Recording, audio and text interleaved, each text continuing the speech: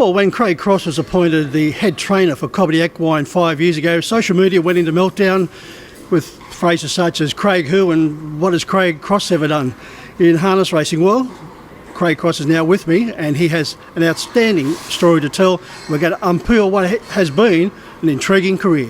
Well, Craig, first up, thanks for joining me. And also, those comments that people were making on social media, like Craig who and what's Craig ever done, did that bother you at all? No, not really. People just probably didn't really know who I was because I've always been very quiet, always in the background, pretty well a bit reserved, keep to myself.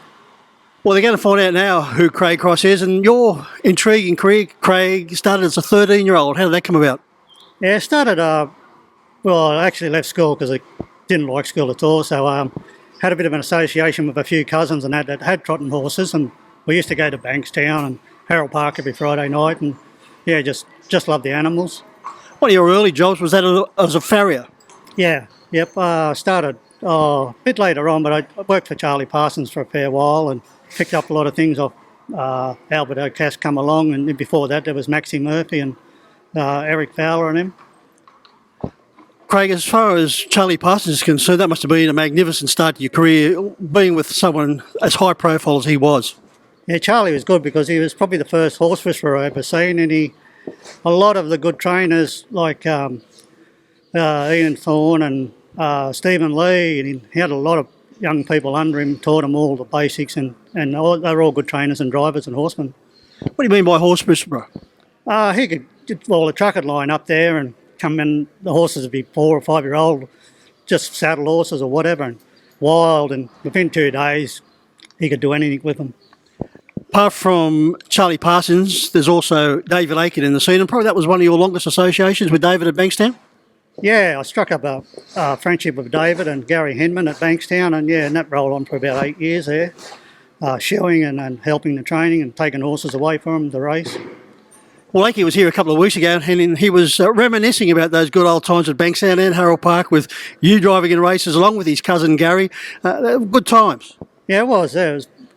The heyday era it was, because there was a lot of horses in work at Bankstown, and it was just like a big competition between everyone. And what about the move then to Bob and Vin Knight? Now, you would have learned so many things on so many levels when you were working with the Knight family, in particular with Vin. Yeah, I just when I used to come up to Bankstown, I used to just follow him and watch him, and then a few times he said, "Can you look after these horses for me?" Well, I go back to Melbourne, so I did that, and then I went down and stayed a few weeks with him at Kilmore, and and went to Western Australia when I think it was Jodie's Babe. I think it was Jodie's Babe when Scotty won the Inter Dominion there. Yeah. Yes, I certainly know the owner of that particular horse, Gay Logie. She was worked at Harold Park there for a while, but they were great days, as we mentioned. With Vin, we certainly need a person like him to come along again. He was such a showman on the track and off. Yeah, he was very flamboyant. He was very competitive. He never took any backward steps. He was always aggressive, especially at a race. Yes, those horses were always super fit. First man I've probably ever seen try and get a nice horse and get it to go to another level, but that was his training method. And on the farm and that, he used to work him a little bit different to everyone else. To this day, Popular Arm still rates right up there as far as the best I've seen. He's the best in his time, yeah, but we don't ever compare horses from year to year, because good horses are here to enjoy while they're here. You can't compare them. I think you would have enjoyed this track. Oh yeah, he'd have been a 48 horse easy every time he went on. Now, while you were at Bankstown, you also struck up a relationship with Johnny Binskin. Yeah, with J.E. and Darren, I learned a lot with them, and I used to watch J.E.'s father, old Jack, and a lot of the other trainers that were there, old Jack Kelly and it's the Harpley boys. There's also when there was both the Fitzpatricks, Rod and Paul were there. Yeah. Have you ever seen anyone carry more stopwatches than J.E. Binskin, particularly at the trials? He knew what every horse clocked for every sectional. Yeah, he was marvellous at that. He could tell you every horse, what they ran, what gear they wore, and yeah, he just knew them all backwards. He was just a tacticianal man. He knew everything. Craig, your career took a turn when you formed a relationship with Jack Honan, one of the biggest breeders and owners at the time with Killarney Stud. Yeah, that come through Charlie Parsons, and that because Charlie used to break in for him and had a few horses in the old days training for him when Hawkesbury was going, and different ones had come from New Zealand. Charlie would have them, and then yeah, they just said, "You want to come up and have a look at the farm?" And yeah, I was amazed when I went there. It was magnificent setup. He certainly was a trendsetter, Jack Honan. Yeah, he come from a poor background with no money in a depression, and he loved his horses, loved his animals, and everything was fat. You've worked for Success Stud for the Gibson family and also, importantly, Golden Gate for Wayne and Ann Lamb. Now, feedback from those particular organisations, Craig, said you were a horse whisperer and your educating of young horses was vital. Yeah, well, it was a lot easier then. If you had more knowledge of a young horse, you could sort of work around it pretty quick or work out something to do with it. It was a bit hard to handle and different things, yeah. So horses are creatures of habits. We know animals are creatures of habits, so it's important to get to that early stage of their development.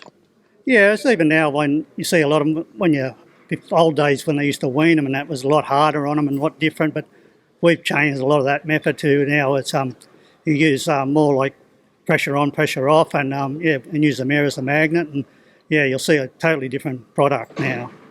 You got the call from Belinda McCarthy, as I said, about 5 or 6 years ago. Of course, Wayne and Ann, the proud parents of Belinda, and how did that all develop as far as taking over the head training? When they purchased the property down here and that, they just both said like you should come down here and take over looking after the young ones and breaking them in and getting them going and schooling them up for them. So that's how I sort of come back down this way. Ray, taking over the role as the state, as far as New South Wales is concerned, leading stable, also one of the most powerful stables in Australia next to Emma Stewart in Victoria, was there any doubts? No, not really. No, you're only as good as what you can get, what your horse flesh you've got in your yard. So, so that's all that you can do with them. And how many horses are you in charge of? I've got always 45 to 50 race horses there. We have a few water walkers and a few thoroughbreds come and go for therapy and that.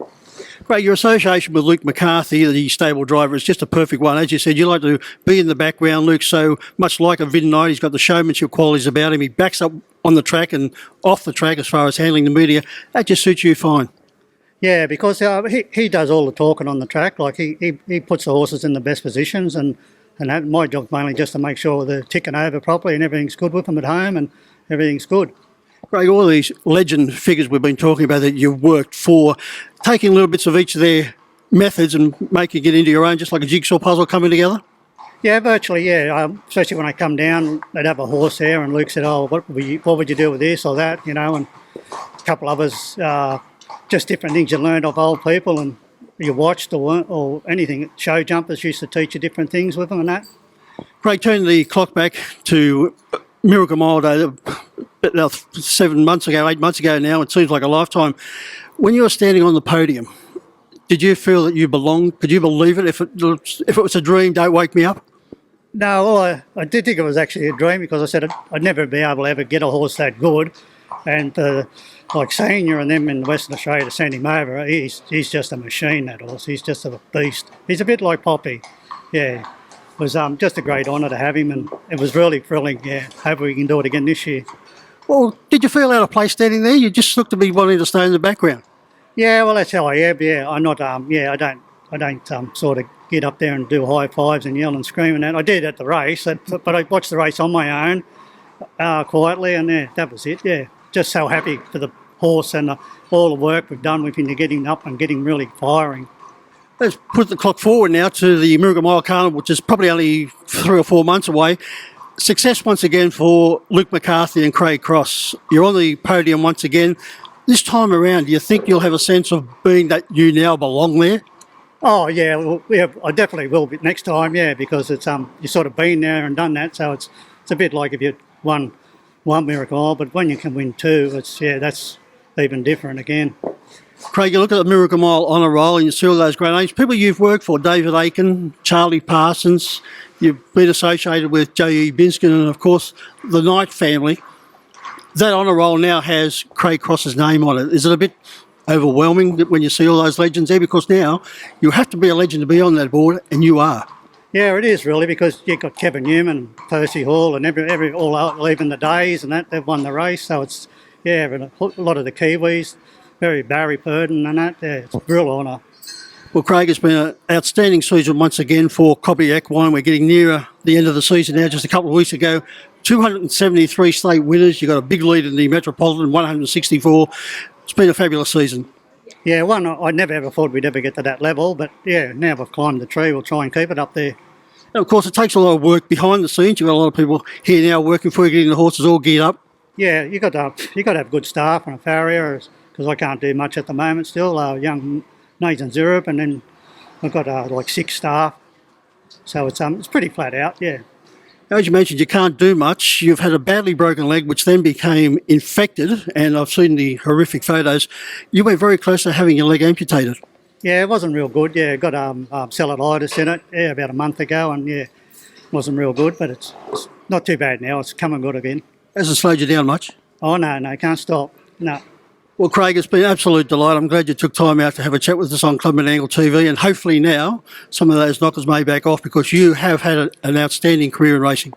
Oh yeah. Yeah, thanks, Mike. And anyway, we'll just press on and keep doing what we do best. Good on you, Craig. Thanks, mate.